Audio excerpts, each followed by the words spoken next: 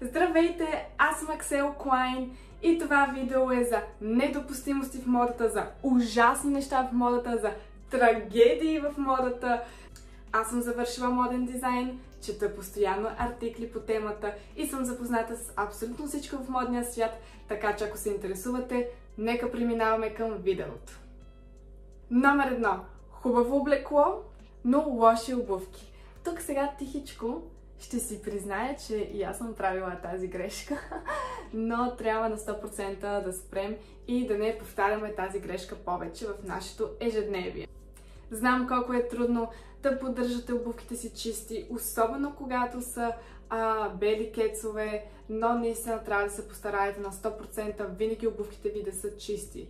На първи план ще изглеждате с много по-нисък социален статус, ако обувките ви са неподдържани, и на втори план придавате мърлявост на цялото ви облекло. Така че колкото и да сте се постарали за аутфита си, ако обувките ви са мръсни, край. Не си мислете, че никой няма да ги забележи. Всъщност обувките е една част от облеклото, която винаги се забелязва. Всички винаги ще ги забележат, така че не дейте да рискувате. Моя съвет тук е да се спрете върху модели, които много по-трудно се цапат, например кожени обувки, кожени кецове. Марката Puma прави доста кожени кецове, които изобщо не се цапат толкова лесно, бели са. Знам го от личен опит, имала съм такива. Друго нещо е да си купите една четка за зъби и през седмица-две да си търкате обувки. Така, търкате. Наистина важно е, се злоба ще търкате, докато не станат бели. И второто е да си купите едни мокри кърпи и всеки път преди да излезнете, си измивате така обувките и си излизате на спокойствие. Обувките, които са от кожа, реално се чистят с мокра кърпа доста лесно и става много по-добре. Така че да, всички момичета, момчета, чисти обувки на първи план, старайте се, много е важно. Номер 2. Имитации. Всички тези примери, които виждате на екрана, са признак на безвкусица и селяния. Да, повтарям, казах това, което казах. Признак на безвкусица и селяния. Няма никакъв смисъл от имитациите, не заблуждавате абсолютно никой. Също така изглежда, че много желаете тези дрехи, но не можете да си ги позволите, което не е много окей. По-добре е хората да смятат, че можете да си позволите нещо, но просто не искате. Една от най-често срещаните имитации, които съм виждала по улиците, е носена от нашите скъпи дами и тя е тази чанта на Louis Vuitton. Първо, вече не е модерна, вече не е тенденция, така че ако я имате в гардероба си, не се притеснявайте, но просто повече не я обличайте или я хвърлете. Даже не я давайте във вторите употреби, защото някой друг ще я вземе и ще си помисли, че изглежда добре, но не изглежда добре.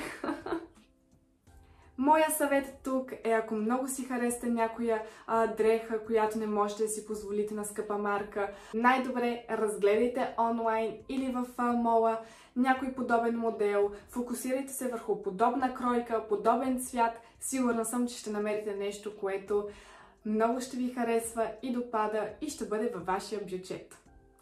И няма да е нужно да ходите в Илиенци, за да си купувате същото. Забравете Илиенци и забравете имитациите. Край. Сложихме край. От това видео вече сложихме край. Номер 3. Оригинали, но с огромен надпис на марката. Това изобщо не е окей. Страхотно е да имате оригинални дрехи, много по-добре е от фейк дрехите, за които говорихме в миналата точка, но не и по този начин. Първо, че тези дрехи с огромен надпис на марката се асоциират с комплексарщина. Второ, наистина не изглежда много добре. Всички тези артикули с огромен надпис Guess, Prada, Louis Vuitton не е най-добрият вариант. Никога няма да видите един истински заможен човек да носи такава дреха с огромен надпис на марката. Също така, не дейте да правите безплатна реклама. Hello! Те плащат ли ви, за да показвате на цяла витушка, че сте с Prada? Не! Не дейте да го правите.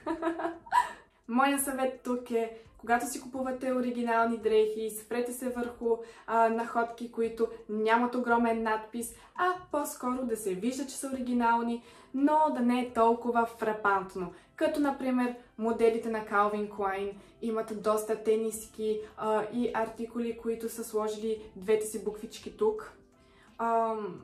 И се вижда, че е хубава скъпа дреха Calvin Klein, но не е толкова фрапантно. Или като една от любимите ми марки, Ralph Lauren. Нали знаете, кончето ето тук пак много мъничко. Вижда се достатъчно добре, елегантно е, хубаво е, личи си, че имате пари, че можете да си го позволите и е 100 пъти по-добре. Не е просташко. Номер 4. Сега, тук много момиченца ще ме нападнат, но номер 4 е клинове. Така, клиновете са за тренировка или походи. Клиновете не са хубава дреха за ежедневието. Знам, че е удобна, знам, че се слага лесно, но наистина не е добре. Не слагайте удобството пред това да изглеждате зашеметяващо. Не са стилни. Ако си мислите, че изглеждате секси в тях и за това ги носите, чудесно, чудесно, имате най-вероятно страхотно тяло, но щом изглеждате секси в клин, представете си, само си представете в нещо истински секси, как ще изглеждате направо уникално. Така че да, клиновете не са добър вариант. Изключително скучни са, не са красиви и не са елегантни. Дами и господа, тук забравих за моето съществуване, качих се на космически полет, видях невероятни неща. Гледките бяха невероятни и май се върнах. В принцип, изобщо не съветвам да се носят клинове, но ако толкова много харесвате, окей, няма проблем, но се спрете върху черен изчистен клин. Никакви клинове с шарки, с тук единия кръчол да е розов, другия да е зелен, не, без такива неща. Най-добре, ако ще носите клин, черен изчистен клин. Също така, не използвайте клина, за да правите спортно-елегантен стил. Не, това не става така. Спортно-елегантният стил се изгражда с съвсем други находки и комбинации. Като, например, тениска и сако или кецове с костюм. Затова, ако ще носите клин, сложете нещо друго спортно отгоре. Не правете спортно-елегантен стил с клин. Няма да се получи. 5. Анцузи. Така, не съм сложила анцуга и клина заедно, защото все пак са две различни неща. По принцип, смятам, че анцуга е една степен по-добре от клина. Виждала съм аутфити с анцуг, но е много трудно да се направи и the end of the day не е много добре. Запазете анцуга за вкъщи и го заменете с широки дънки, широки панталони или карго панталони.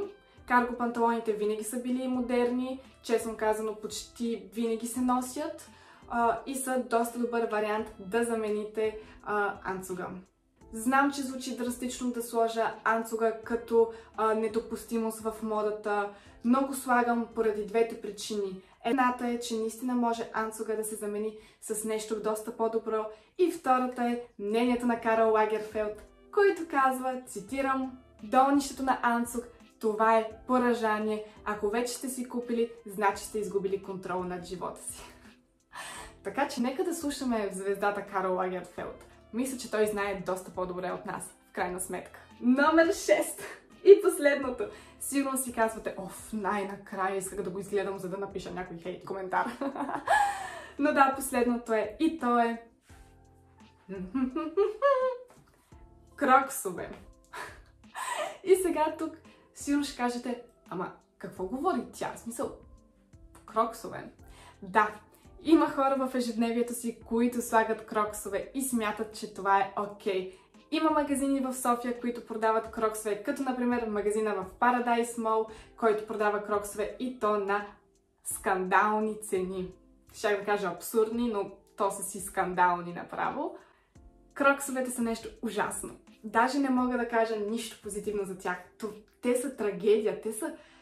Те са трагедия, разбирате ли? Не ме интересува дали Джастин Бибър или някоя друга звезда носи кроксове. Не се заблуждавайте и никога не ги носете. Никога не ги носете.